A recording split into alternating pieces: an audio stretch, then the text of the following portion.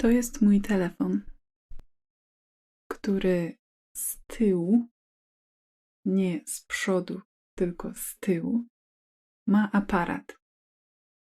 Tym aparatem robię dużo zdjęć. Pokażę Wam kilka z zeszłego tygodnia.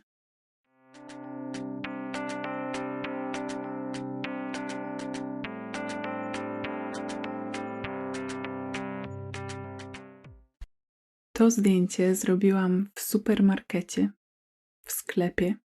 W kartonie leżą owoce, które moim zdaniem nazywają się morele, ale na tej białej kartce, na tabliczce nad kartonem jest napisane nektarynka luz. Luz oznacza, że są sprzedawane na luz, czyli nie w paczce, tylko można sobie wziąć ile się chce. Swoją drogą wzięłam ich z 5 i nie wiem, co się z nimi stało. Zgubiłam 5 moreli. W kartonie jest dużo moreli albo nektarynek. Morele są okrągłe i pomarańczowo-czerwone. Te bardziej dojrzałe są czerwone. Poniżej jest napisane 1 kilogram. To znaczy, że ta cena jest podana za kilogram, czyli 16,99. 16 zł 99 groszy za kilogram. A na samym dole jest napisane, że te owoce są z Grecji.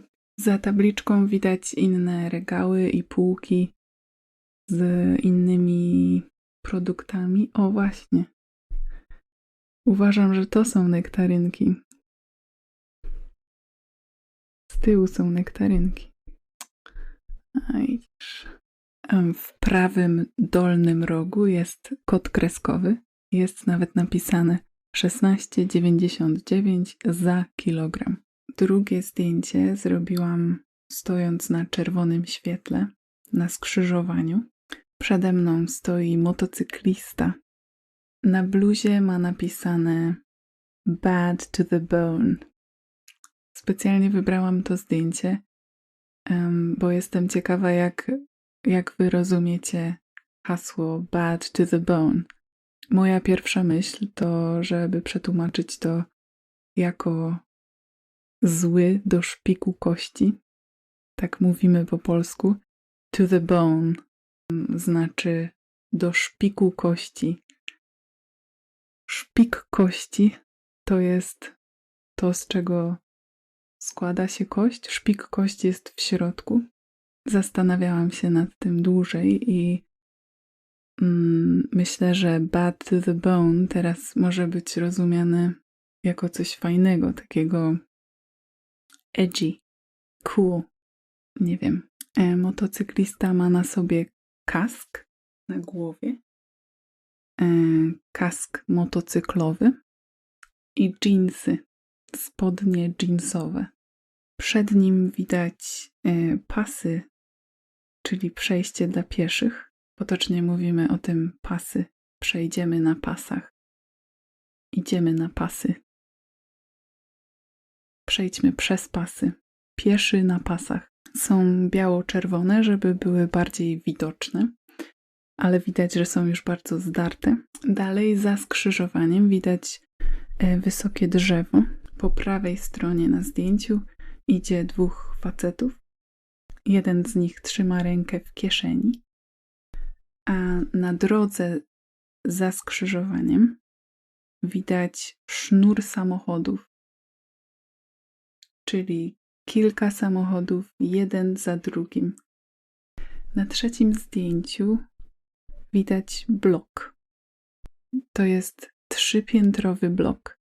W Polsce liczymy parter, pierwsze piętro, drugie piętro i trzecie piętro. Czyli blok jest 3-piętrowy.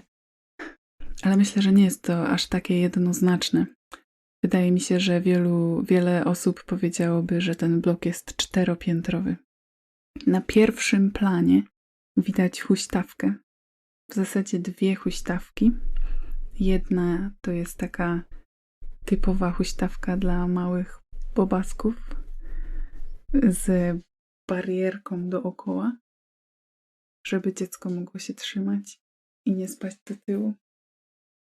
Huśtawki wiszą na łańcuchach i na dole mają taką gumową osłonkę, tam gdzie może trzymać się dziecko. To miejsce przed blokiem nazywamy podwórkiem. To jest podwórko przed blokiem. Trawa na tym podwórku jest dosyć zaniedbana, ale jest dosyć dużo zieleni. Na tym podwórku jest dużo zieleni, czyli rosną tam drzewa, rośnie trawa. Myślę, że w tych czasach na każdym polskim blokowisku jest taki plac zabaw za blokiem. Może nie przy każdym bloku, ale na osiedlu, na każdym osiedlu, gdzie są bloki, są takie place zabaw z huśtawkami, z karuzelą.